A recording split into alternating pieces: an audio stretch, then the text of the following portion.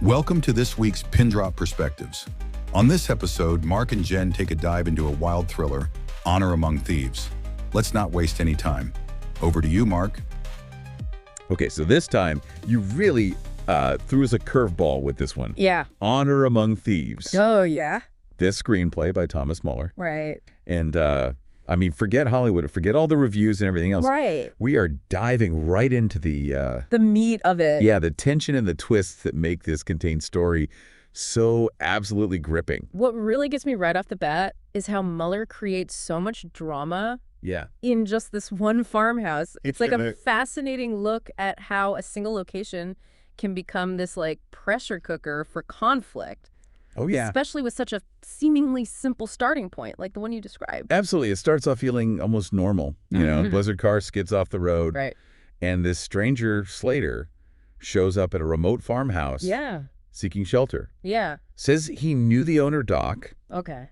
And warns Doc's widow, Catherine, that she's in danger. And Catherine's like immediately suspicious. Yeah. You know, Yeah. She just wants him gone. But then he drops these two bombshells. Okay. Doc is dead. Uh-huh. And dangerous men are coming for her. Yeah. That initial like tension between Catherine wanting to be alone. Right. And Slater forcing himself on her. Yeah. Under the pretense of protection. But his motives just feel so off right away. Yeah, they do. What do you think about him insisting he was a friend of Doc's right from the get-go? It feels so fake. Like he's Yeah. trying way too hard to build trust that just isn't there. Right. And Catherine, she's no fool. You know, she knows what Doc's line of work was, and she's got this one hard and fast rule. Right. His work stays out of their home. Right. That boundary's been completely broken, Shattered. which sets the stage for everything that happens next. Right. So what do you think that rule tells us about how well she understood her husband's world? I think it shows that she really tried to separate herself from it. Yeah. Create a safe space away from the danger of Doc's activities. Oh. But the fact that Slater just barged right through that boundary emphasizes how serious this threat is, Yeah. whether it's real or not. And it could also mean she was a little naive. Oh, yeah. Maybe she underestimated how far Doc's past could reach. Right. Then Slater starts describing the people Doc used to work with. Okay. It's almost like this lurid picture he paints, Yeah. outlining Doc's crew, naming these referring figures, Okay. Hawthorne, Spider, and Wiggins. Okay. And here's where the story gets really dark. Uh-huh. Slater tells this chilling story from a past job, Okay. where Hawthorne brutally killed a teenager who was just in the wrong place at the wrong time. Wow. That backstory really establishes Hawthorne as someone capable of extreme violence. Yeah, right away. But it also does something else, doesn't it? Yeah, what's that? It reveals a past sin that clearly affected Doc, Uh-huh. even though he still paid Hawthorne his share. Right. What does that tell us about Doc's own morals, Mm-hmm. or maybe the compromises he had to make in his criminal world?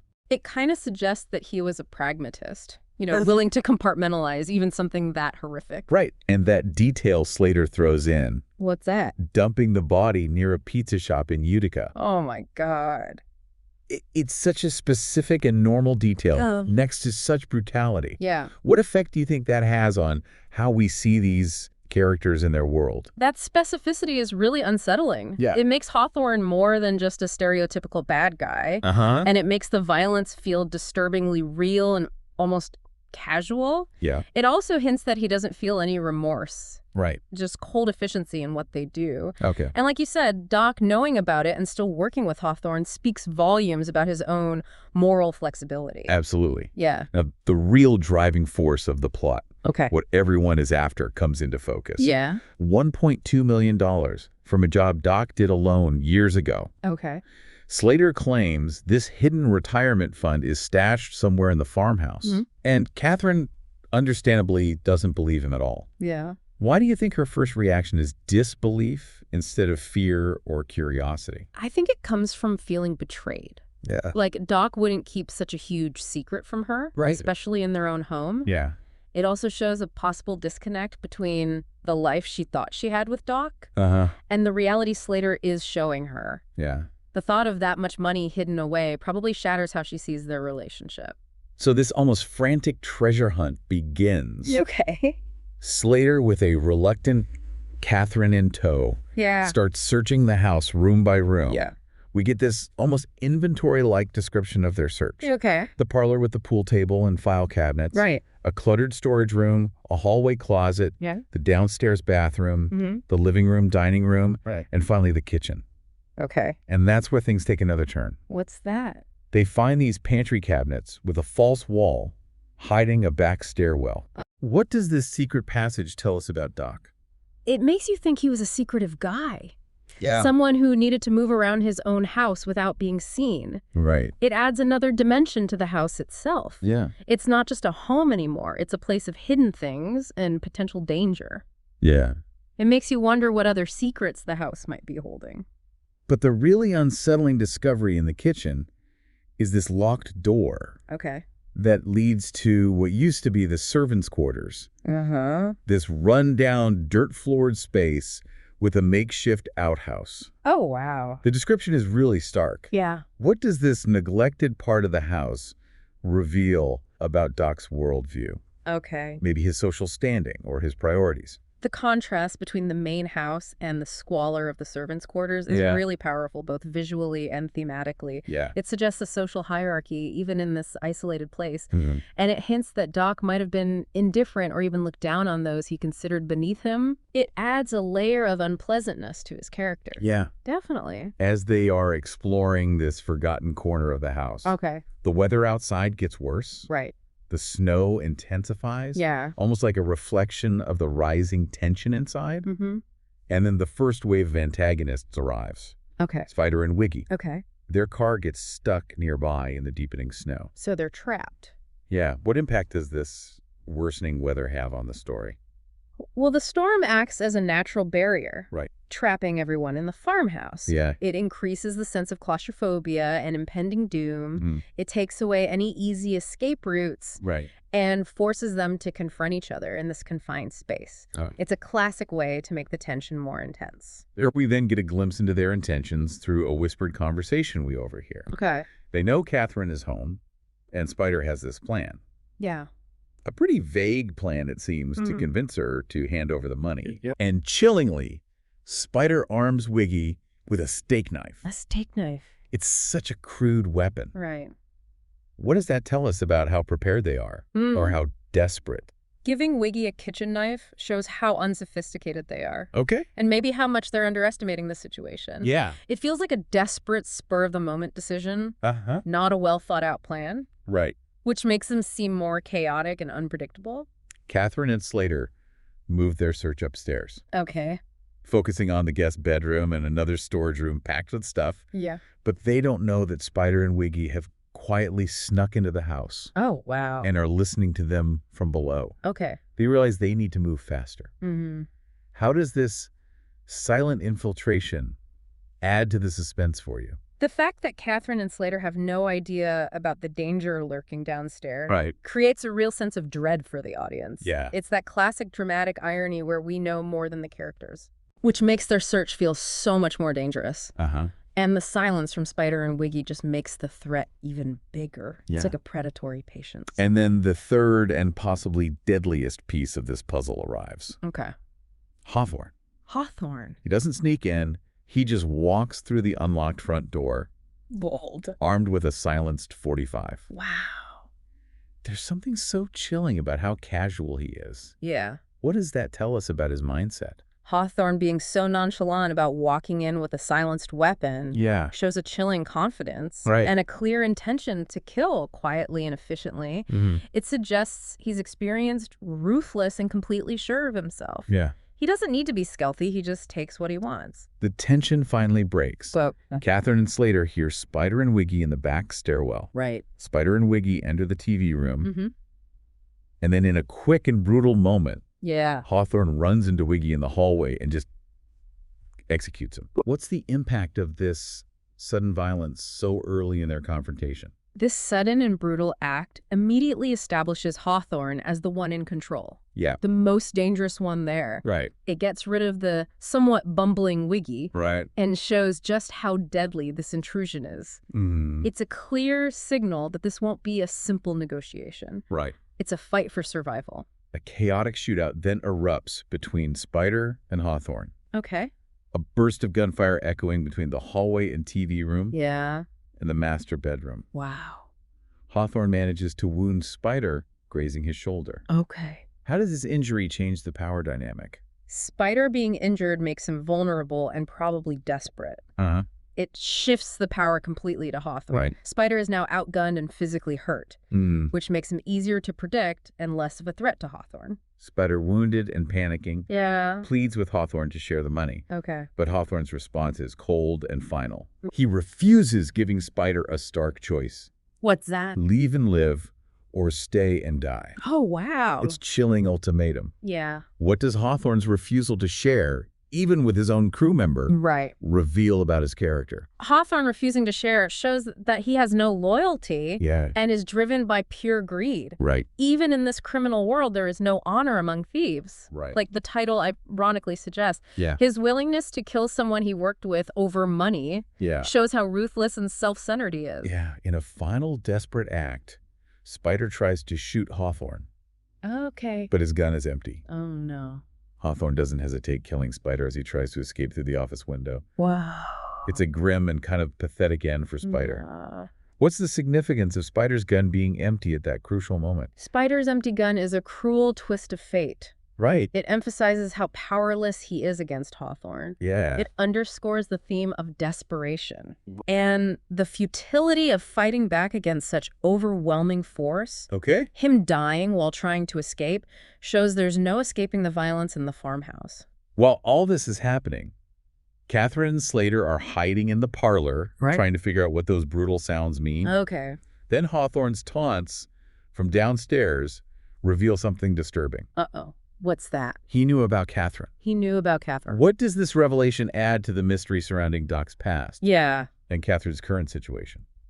The fact that Hawthorne knew about Catherine brings in a whole new level of suspicion. Yeah. It suggests he might have known about Doc's life before. Uh-huh.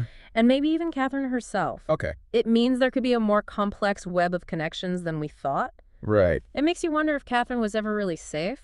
They try to make a run for it, but then make this huge decision to keep looking for the money upstairs.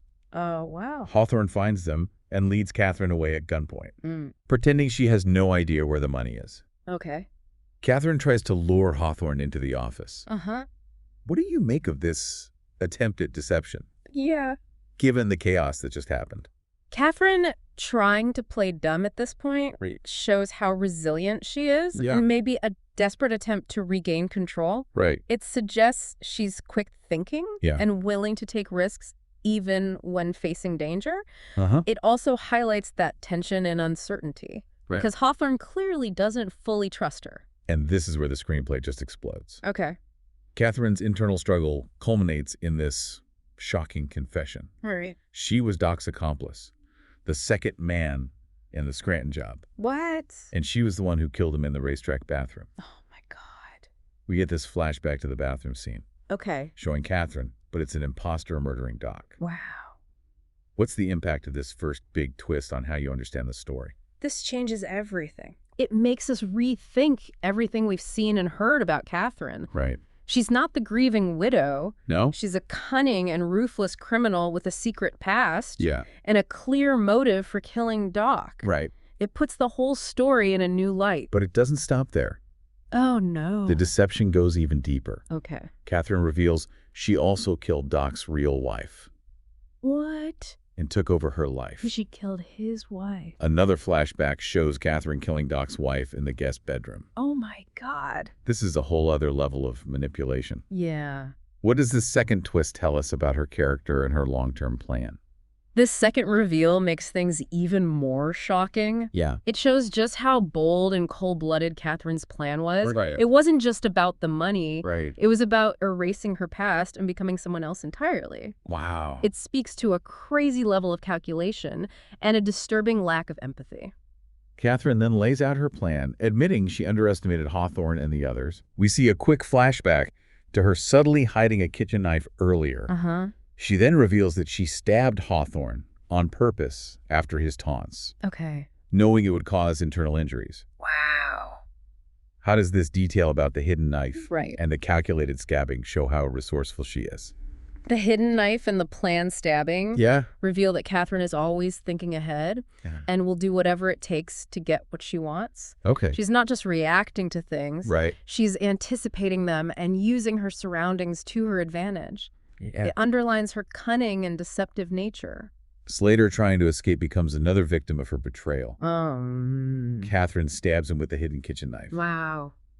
She coldly admits she probably wouldn't have found the money without him. So cool. What does this final betrayal of Slater say about Catherine? Catherine betraying Slater after he practically led her to the money shows how truly ruthless she is. And how willing she is to use and discard anyone in her way. Her admitting that she needed him is chillingly practical and shows a complete lack of any real connection. Finally, the location of Doc's hidden fortune is revealed. $100 bills stuffed into the peeling wallpaper of the sitting room. Wow, in the wallpaper. It's such an unexpected, almost ordinary hiding place. What's the significance of such a normal spot for so much money? The fact that the hiding place is so ordinary is almost ironic. Right. It highlights Doc's maybe arrogant assumption that no one would look there. It suggests that sometimes the most complicated secrets are hidden in plain sight. The final confrontation is brutal and strangely fitting. Slater, even though he's been stabbed, manages to attack Catherine, killing her by smashing her head into the grandfather clock. Oh my God. And then pulling the whole clock down on top of her. Wow. His dying words, "Ain't yours, bitch," are a final desperate act of defiance. What does this violent and ironic ending for both Catherine and Slater mean? Those final moments are like a chaotic and violent explosion of all the betrayals and violence that came before. Slater's last act of defiance, denying Catherine the money she stole, gives a grim sense of justice. The grandfather clock, a symbol of time and maybe the fake image of a happy home, becomes the thing that kills Catherine, completely shattering that illusion. This screenplay is just constant shocking twists. It is. Catherine's real identity and her manipulations are just breathtakingly bold. Totally. And the brutal, ironic ending for almost everyone, driven by this insatiable greed and layers upon layers of deceit, all within this isolated farmhouse. It really leaves you stunned. It does. What's especially interesting is how the confined setting of the farmhouse makes the character's desperation and capacity for violence even stronger, with no outside rules or social norms. Their true natures, driven by greed and self-preservation, are exposed. The desire for wealth becomes this destructive force, destroying any trust or loyalty they had. So for you, the listener, think about this. What does this intense, contained story tell us about the nature of desperation, the power of hidden motives, and the unpredictable explosion of human conflict when the allure of wealth takes over? It's a lot to think about. Did that isolated setting act as a catalyst, stripping away their facades and revealing their darkest selves? And in the end, as the snow settles on that bloody farmhouse, who, if anyone in this web of betrayal, truly deserved their fate? That's the question. It's a chilling question to ponder long after the final deadly strike of the grandfather clock. Absolutely. Thanks for listening to The Deep Dive. Thanks for having me. Until next time, stay curious. Stay safe out there. And keep diving deep. Thanks for listening. If you enjoyed this episode and want to read the story, you can pick up your copy of the book, Honor Among Thieves, on Amazon. It is available in paperback and Kindle, and is free to read in Kindle Unlimited. Next week, we take a look at the claustrophobic thriller, Room 9. Until then, remember, keep your perspective open. Artificial intelligence was used to assist in generating audio content for this episode.